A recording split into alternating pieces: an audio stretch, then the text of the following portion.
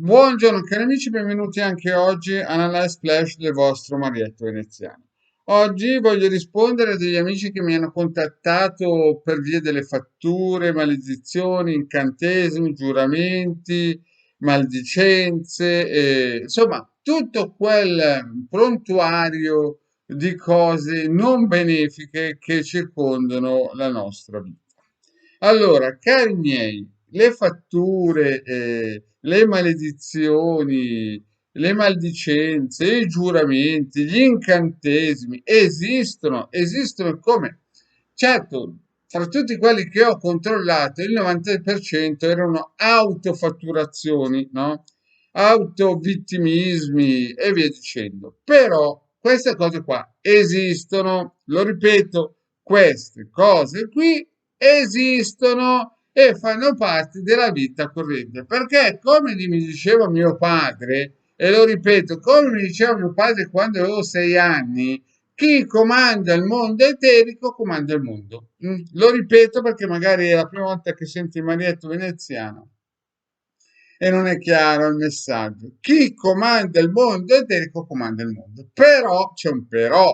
Non è che uno si alza la mattina, va 10 anni su Facebook, trilla qualche libro, compra qualche libro, si mette a usare una spada e alla fine diventa un mago, no? Diventa uno che sicuramente sa vendere il suo prodotto, ma molte volte sbaglia anche certe direzioni. Quindi, quando incontrate qualcuno sui social che sembra il guru di turno, il maestro asceso, la rincarnazione di Giovan Battista, la rincarnazione di Cagliostro, la rincarnazione di qui, la rincarnazione di là, dovete stare attenti perché fino al 1700 c'era l'un per 1 milione che si rincarnava che era un personaggio, tutti gli altri morivano a 20 anni di stenti, senza denti, senza vitamine, di lamenti, di patologie che oggi si curano in modo semplice.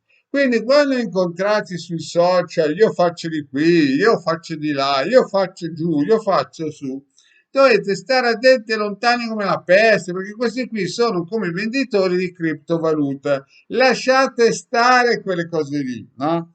E non dovete crederci. Al massimo dovete stare attenti alle vostre autofatturazioni.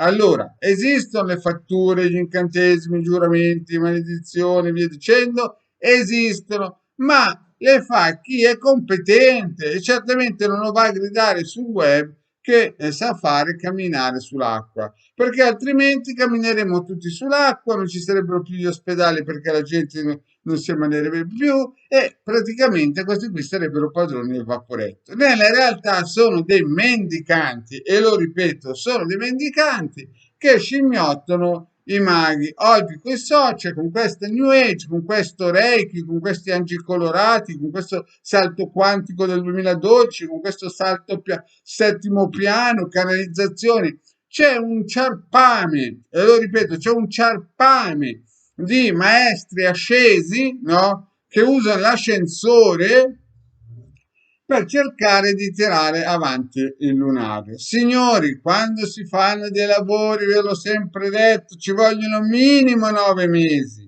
Lo ripeto, minimo 9 mesi. E poi bisogna essere competenti, cioè la Hildegarda è da 20, 30, 40 incarnazioni che fa le stesse cose tutte le sante vite. Non è che ha letto 4 libri in croce ed ha preso una spada, un mantello, ha speso 4-5 mila euro di attrezzatura e poi si è messa a fare la maghetta o l'astrologa. È che nel DNA ha una discendenza, ma certamente non va a dire in giro che, non so io, la Cleopatra di turno. Signori, cerchiamo di avere le idee chiare. Se qualcuno vi ha fatto una fattura, no, deve avere le competenze, perché se no è chiaro che torna sempre il mittente, perché se uno è un asino e sbaglia l'indirizzo postale, chiaramente se ci mette su anche su Face il nome del mittente gli torna tutto indietro.